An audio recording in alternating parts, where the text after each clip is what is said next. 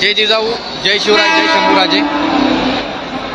मी नितीन मुळे बदलापूरवरतून छत्रपती शिवाजी महाराज टर्मिनस या ठिकाणी आपल्या बांधवांच्या सेवेसाठी आलेलो आहे. माझ्याकडून जेवढी जशी माझ्या परीने मदत होती ती मदत घेऊन मी आपल्या बांधवांसाठी या ठिकाणी आलो आहे. मुंबईमधल्या प्रत्येक मराठा बांधवांना माझी विनंती आहे, आपले गावाकडचे लोक घर दार मुलं बाळं संसार सगळं काही सोडून या ठिकाणी आपल्या पुढच्या पिढीच्या न्यायासाठी या ठिकाणी उपाशीपोटी या हाल अपेक्षा सहन करत आहेत.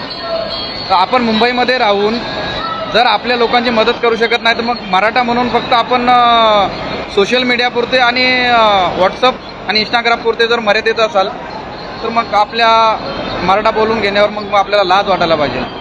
आज समाजाची काय अवस्था आहे मी आज तुम्हाला दाखवतो. हे बघा,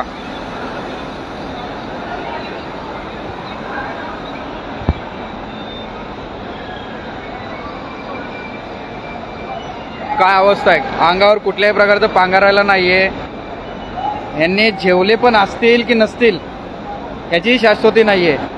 उपाशी पोटी या ठिकाणी या आपल्या पुढच्या पिढीला न्याय मिळावा यासाठी हा प्रयत्न चालू आहे. प्रत्येक बांधव त्याचं गावाला घर आहे, घरदार आहे, शेती आहे, सगळं काय आहे, पण या ठिकाणी या हाल अपेक्षा का सहन करतोय?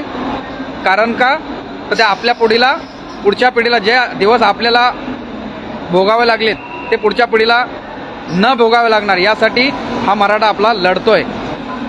आपले हे जे सगळे बांधव आहेत ना यांची व्यवस्था सरकारने तरी केलेली नाही. सरकारने जाणीवपूर्वक यांना ज्या मिळणाऱ्या सुविधा असतील, मग आजूबाजूच्या खाण्यापिण्याच्या स्टॉल असतील किंवा संडास बाथरूम असतील, जाणीवपूर्वक बंद केले जेणेकरून हा मराठा जो समाज या ठिकाणी मुंबईमध्ये आलेला आहे त्यांना त्रास कसा होईल आणि लवकरात लवकर या मोर्चा कसा आटपता येईल. पण लक्षात घ्या, सरकारला मी या माध्यमातून सांगतो, मराठ्याची परिस्थिती जेवढी बिकट तेवढाच हा मराठा तिखट. त्यामुळे आरक्षणाची ही लढाई आता आरपारची आहे आणि आरक्षण भेटल्याशिवाय किंवा आरक्षणाचा गुलाल उधळल्याशिवाय हा मराठा मुंबई सोडणार नाही. जय जिजाऊ, जय शिवराय.